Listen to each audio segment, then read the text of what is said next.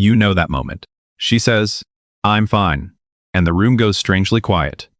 You're sitting right there, maybe at dinner, maybe in the car, maybe brushing your teeth side by side, and somehow she feels 1,000 miles away. Nothing explosive happened. No slammed doors. No dramatic speech. Just that heavy silence that says something beneath the surface is off, and neither of you quite knows how to touch it. And your mind starts racing. What did I miss? Why does this keep happening? Why does it feel like whatever I do is wrong? Is this just what relationships become? Am I losing her without even realizing it? Here's the truth most people never hear. Women don't pull away because men stop doing enough.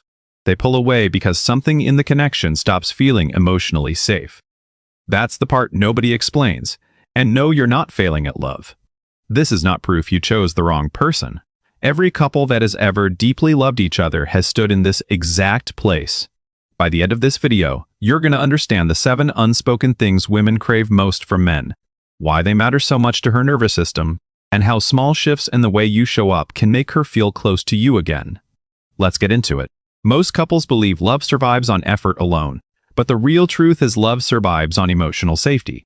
That's the deeper game, because your partner's nervous system is reading you before her mind can even explain what she feels.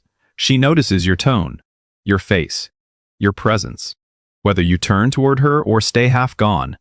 When safety leaves a relationship, love doesn't always disappear. It goes underground. That's why most couples get stuck. They try harder, talk more, explain more, defend more. But here's the thing. If the emotional tone stays tense, guarded, or dismissive, even good intentions land as distance. What looks like she's too sensitive is often a nervous system saying, "I don't feel held here anymore." What looks like he's shutting down is often a nervous system saying, "I don't know how to stay open and not get overwhelmed." This isn't about pleasing women. It's about understanding connection. And once you see that, the whole relationship changes. Not through hacks, not through scripts, not through performing romance, but through becoming the kind of man whose presence feels real, steady, and emotionally available. Most couples think being there physically is the same as being there emotionally. It's not. A lot of men are in the room but not really with her, phone in hand, half listening, solving something in their head. And most women can feel that drift instantly. The deeper truth is that presence is one of the strongest signals of safety a woman can receive. When she feels you with her, her walls soften. When she feels you're elsewhere, even if you didn't mean harm, something in her starts to register. I'm alone again. Here's the disconnecting version. She says, "Can I tell you something?" And you answer, "Yeah, go ahead," without looking up. Here's the connecting version. You put the phone down, turn your body toward her, and say, "Yeah, I'm here. Tell me." That tiny moment matters, more than most couples realize. And when you do that, the distance between you starts shrinking before either of you has to fix a single problem. Here's the part no one talks about. Most couples think attraction is built by intensity, big gestures, big passion, big reactions. But long-term trust is built by steadiness, by knowing who she gets when life gets hard. The deeper truth is that a woman relaxes into love when she doesn't have to brace for your moods, your defensiveness, or your unpredictability. Not perfection, not passivity, stability. Because her nervous system is always asking, "Can I lean here? Or do I need to protect myself?" Disconnecting sounds like this. "Why are you making such a big deal out of this now?" Connecting sounds like this. "I can see this hits something in you. Let's slow it down." Not louder conversations. Not better debating skills, not acting unbothered, but a man who can stay grounded without becoming cold. And here's what changes everything. Emotional steadiness makes her feel safe enough to be honest. That's when she stops managing your reactions and starts letting you see the real her.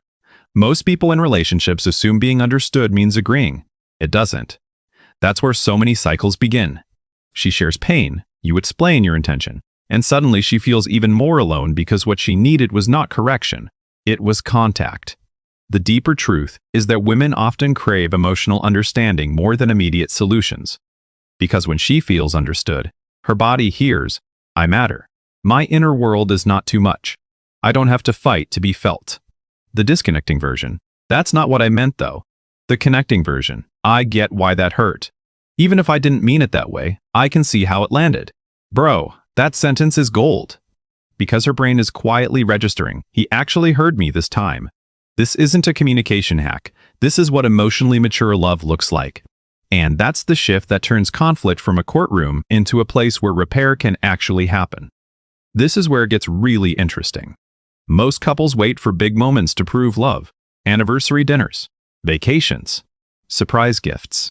But intimacy is not built there. It's built in the 30-second moments. The glance, the check-in, the way you respond when she enters the room. The deeper truth is that women often don't feel cherished through grand performances. They feel cherished through repeated turning toward. Through the unspoken message, you still matter to me in the middle of ordinary life. Disconnecting looks like you barely noticing her after a long day. Connecting looks like, hey, you okay? You seem a little off. Come here. That's not flashy. That's attachment. That's connection. That's the nervous system learning. Again and again, I'm not invisible here. Most couples underestimate this because small moments don't look cinematic, but they are where drift either starts or gets repaired. And when you choose her in those little moments, she stops feeling like she has to compete with your attention to feel loved. And this is the one most couples never figure out. A lot of men think staying calm means staying unreadable, saying I'm good when they're not, withdrawing instead of naming what's real, acting distant but calling it stress. Man, that creates confusion fast. The deeper truth is that hidden emotion is rarely experienced as safety. It feels like a locked door. She can sense something is there, but she can't reach you, so her mind fills in the blanks. Usually with fear. Disconnecting sounds like, nothing's wrong. Stop asking. Connecting sounds like, I'm a little overwhelmed and I don't fully have words yet, but it's not about not wanting you. That lands differently. Very differently. Because something in her is saying, I don't have to chase him to feel close to him. Not total silence. Not emotional dumping. Not pretending you're fine. But honest, grounded transparency. That's what makes a man feel emotionally available. And when you give her that, the walls don't have to get taller just so she can feel less shut out. Most couples confuse leadership with dominance. They confuse strength with emotional hardness. But the real truth is that women don't deeply trust a man because he controls the room. They trust him because his strength makes the room feel safer. The deeper truth is that healthy masculine energy feels protective, not possessive. It says, I can hold tension without becoming the threat. It says, I can make decisions without making you feel small. That matters more than most men realize. Disconnecting sounds like, just do what I said. I'm handling it. Connecting sounds like, I've got this part and I want your voice in it too. See the difference? One creates pressure, the other creates partnership. And here's what nobody explains. Protection in a relationship is often emotional before it is practical. It's protecting the bond, protecting the conversation, protecting the space where both people can stay real. That's when she stops feeling managed and starts feeling safe enough to soften. This is the big one. Most couples don't break because they have conflict. They break because they never learn how to repair after conflict. They let pride sit in the room. They let hurt harden. They let scar tissue form over 100 small moments that never got touched again. The deeper truth is that every relationship has ruptures. Every single one. The question is not whether you mess up. The question is whether you know how to come back.